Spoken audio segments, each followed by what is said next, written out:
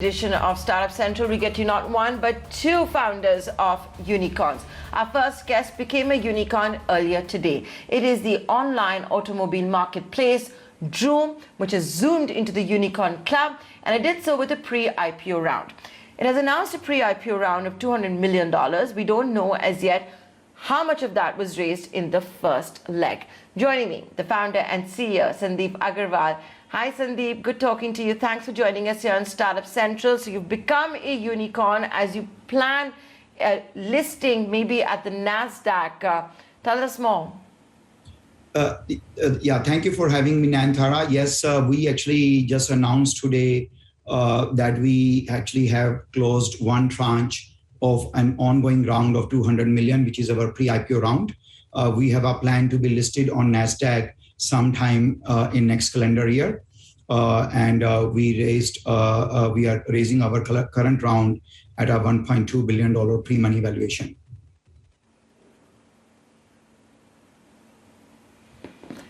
And the pre-IPO round, you're saying, so where are you planning to list? Is it going to be in India, where we've seen a bumper listing for Zomato, or are you headed to Nasdaq, which was your original goal?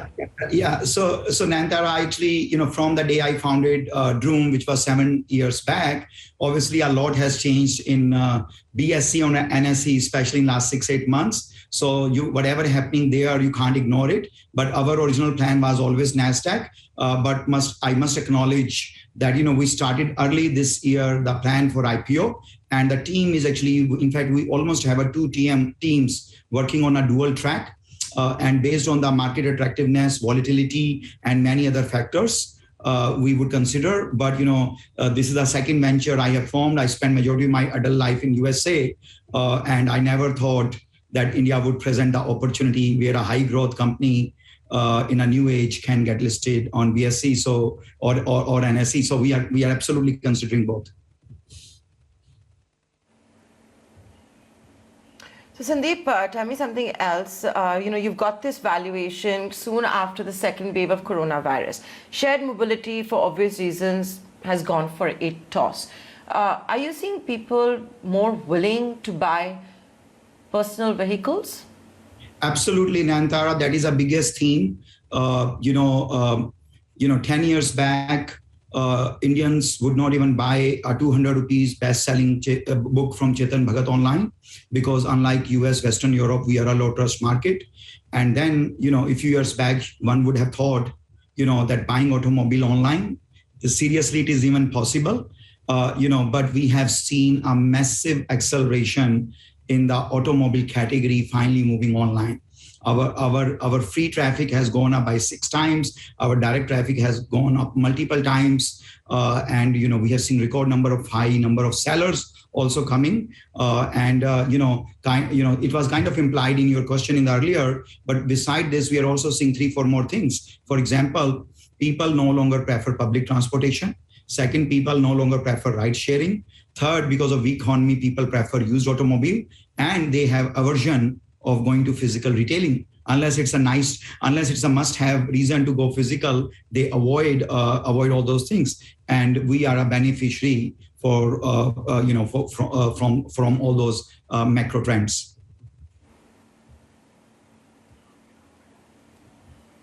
Sandeep, your story also is a fascinating one because it has so many ups and downs. You pretty much embody that it's not possible to only have an upward trajectory. You had to deal with an insider trading charge, which has subsequently been dropped by the DOJ. You've paid a civil penalty to the SEC. You co-founded Shop Clues.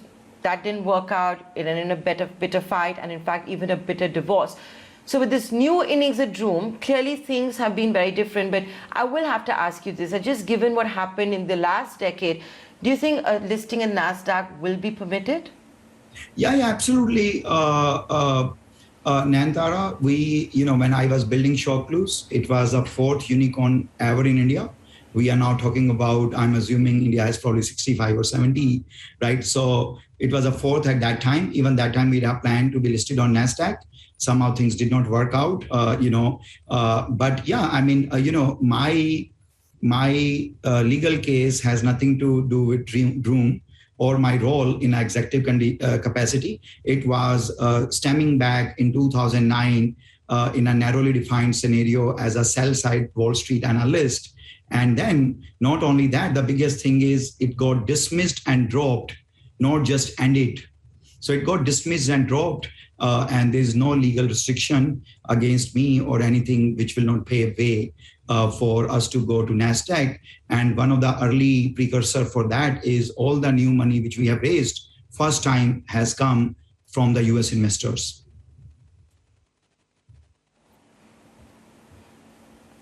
You told us also that you become a unicorn by completing the first leg of a $200 million pre-IPO round. At least tell us how much you've raised. Yes, if you know me better, I can't keep the secrets. But Nayantara, this is an ongoing round, and we would love to share that with you. But right now, we can't because it's an ongoing round. It is a substantial. We never shared our valuation in the past, and we are not sharing because we are patting our back that is $1 billion plus, but we did share our valuation, 1.2 billion. The round is ongoing. It's a 200 million. Let me say this way, it's a substantial amount, enough for this company never to be dependent on external capital, right? And we will have a multiple closing, and that's the reason we can't disclose. It's a substantial amount.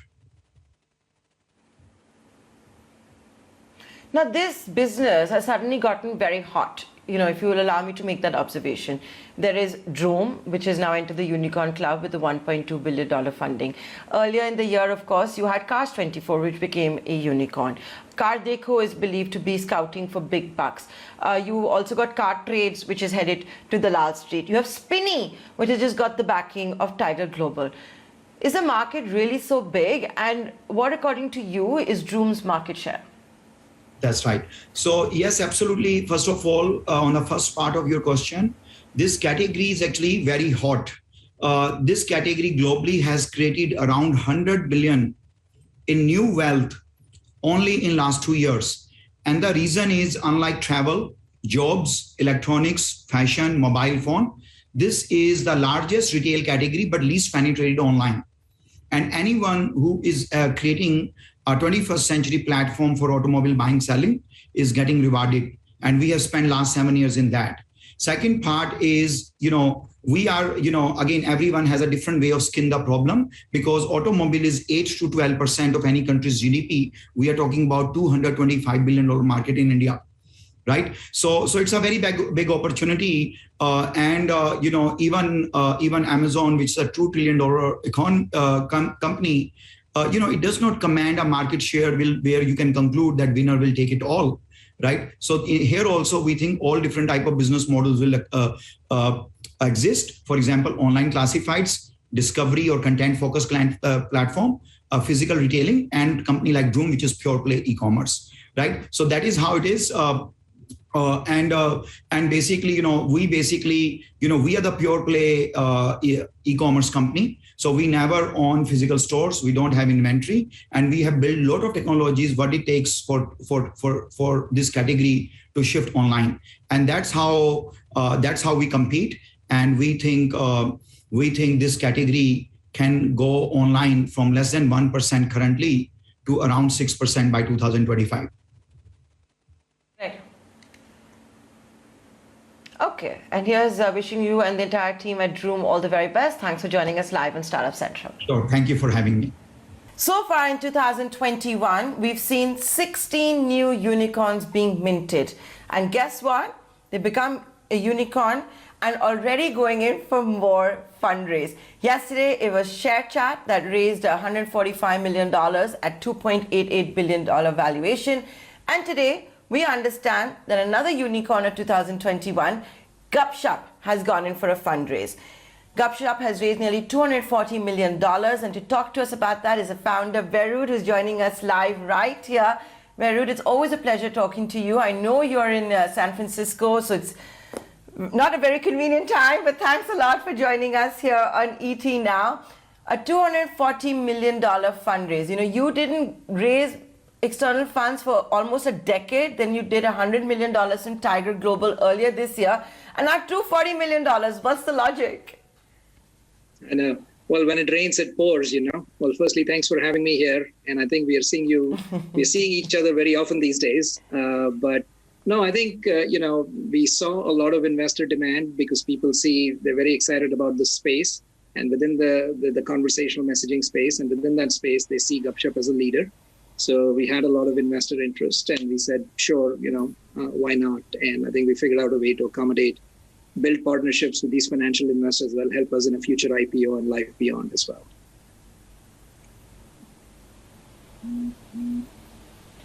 So you've been bitten by the IPO bug. Is this a pre-IPO round? Of sorts. I mean, look, as a company, we are a profitable business and we have been thinking about it as well. Now, obviously, IPO depends on market conditions, right? So it's not something you can exactly and precisely plan for. But we'll look at something next year, depending on market conditions. But meanwhile, we are using this funding to really grow the business and prepare our organization, our team, our innovation, and so on for life as a public company.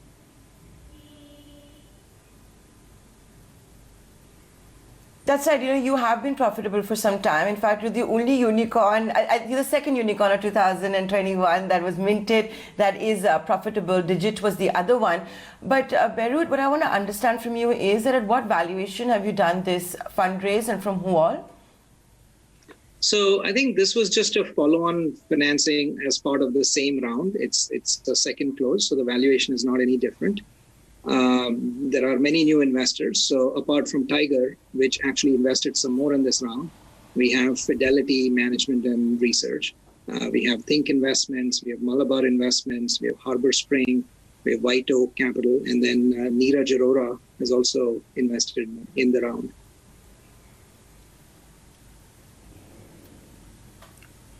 And at what valuation? So the valuation is the same as before. It's 1.4 billion valuation. Okay, you said if you would look at an IPO, depending on market conditions and this, that, and the other, we're talking in the midst of this entire meltdown that you're seeing at the Hang Seng and the rub-off on tech stocks, investors selling anything remotely connected with the Chinese at the moment. But when you do go in for an IPO, do you know as yet which domicile? I think in our case, it'll probably be a US listing. It just makes more sense given our legal structure and setup. But I think there's a lot of interest in India among global investors. And what's going on with Chinese tech companies is a different story. I mean, there are regulatory issues and governmental issues, right? But the Indian economy is, obviously it's going through some difficult times with COVID. But the digital economy in India is doing great. That's the reason why you had so much unicorn funding over this year. And I think the same interest remains even in public markets as well. So I think, the overall fundamentals look good. People are willing to bet in the long term, in India. And so I think things look good and we'll see, right? But the specific timing, we'll see when we are closer to that. I think right now we just want to stay focused on scaling the business and preparing ourselves. But Beerud, I want to understand one thing. Right now, when you're seeing panic selling, and China is slamming the consumer internet companies, why it might be doing so might maybe a different debate, but it is happening, right? Do you think there is going to now be a re-rating and a global re-benchmarking of sorts, which will give a premium to the tech companies that have not raised funds from the Chinese, like Gupshup? Perhaps, and hopefully so, but I think it's really hard to predict all these things, right? So I think as an entrepreneur, as a CEO, you kind of have to stay focused on building value, building the business under any kind of market circumstances, right? And then I think investors, in the long term, it kind of evens out, right? Of course, some of these things play out, some of these factors play out in the short term, and of course, we are conscious of it, we are aware of it. But there's nothing much as an executive I can do about those external forces. We just focus on what we can control, and that's our business. Okay, now let's talk a little bit about business at Gupshup. I understand this follow-on $240 million will also be used for M&A opportunities. What kind of M&A opportunities in India? Where? So I think, in general, right, we're looking for good talent, and then we're looking for companies that have product that could fill gaps in our portfolio, or that could allow us to expand into adjacent areas, adjacent product areas, as well as new geographies, right? So there's sort of 3 or 4 kinds of companies that might be a good fit. It's not an easy answer because it doesn't depend on just what we do, but the other company has to be interested in partnering with us and, at the right price and so on. So there's many different factors that go into it. We're, let me just say that we are having multiple conversations with multiple companies. And in fact, we've also hired an exec, VP of corporate development, who's especially focused on M&A. He used to be an investment banker and has done hundreds of transactions like this. So the point is, we have the ability, we have the resources, but of course, things have to fit well. So it's hard to say what will turn up, but we are in a lot of conversations.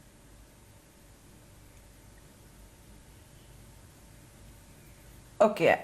So you're in a lot of conversations, and if you've hired, a former investment banker, I'm sure the news is going to come. I know better than you giving out all the updates on national television. But I wanted to ask you also, as far as Gupshup goes, I was interviewing the NPCI, the National Payment Corporation of India, recently, where the CEO, Praveena Rai, did tell us that the next big thing for payments in India will be voice-enabled and on feature phones. I understand Gupshup has been leading that technology. Has it started to be deployed? Are you starting to see results? Can you give us any update? Yes, actually, we are. Again, right. I think it takes a little bit of time in getting it to market, because on the one hand, we are talking to handset manufacturers to embed our software inside their devices. And then, of course, NPCI, which is a highly regulated entity, and they move very carefully and slowly, right, as they have to. So I think it is taking a little bit of time in terms of dotting the I's, crossing the T's. But we are very excited about the potential, because there are hundreds of millions of feature phones in the market. And by the way, what works in India also works in other regions like Africa and so on. So I think the potential is massive. I think it brings in this sort of the Bharat, if you will, right, the tier 2 part of the country into the digital ecosystem. So I think it'll be really transformational for the country and can have a huge potential. So of course, we're working with NPCI on the payments piece, but it's not just payments, right? It's also commerce and news and content and gaming. I mean, there are all these sort of digital experiences that feature phone users are currently left out of, and our technology enables all of it. So we're very excited about the potential. So if I get this straight, what will be the difference then between a feature phone and a smartphone if you're going to be able to do all these features that require data, but it's going to be based on voice? So, well, I think still the user experience will not be the same, because when you have a larger screen and a touch-sensitive screen like you do on a smartphone, you can do many more things, right? So it's a very different experience. On feature phones, these are lower-end devices, they're smaller screens, they're not as fast and quick, right? Because the processors are limited and so on. So I think ultimately, it really just depends on the budget and the affordability. But the important point is, by making feature phones smarter, at least you bring even those people who work with affordable phones into the digital ecosystem, because today they're kind of completely left out of it. And this brings them in here. And the good thing is it works even without a data connection, right? Whether they have or don't have 2G, 4G, or no data plan, it would still work and work flawlessly. You said conversations are on with mobile phone manufacturers to have this embedded. Can you share with us what these companies are? Well, you can guess. There's like just a handful of feature phone brands, right? But and we are talking to all of them.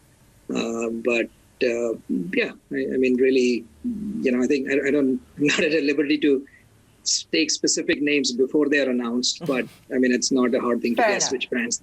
With that, Beerud, I'd like to thank you for joining us live right here on ET Now. There's one of 2021's unicorns. Gupshup raised another $240 million. M&A expect a lot of that. They've hired an ex-investment banker to do just that. And of course, look at the future of feature phones, going to be embedded with all of these new voice-enabled features, messages, gaming, all of that. The feature phone is set to change. Thanks a lot. Thanks for having me.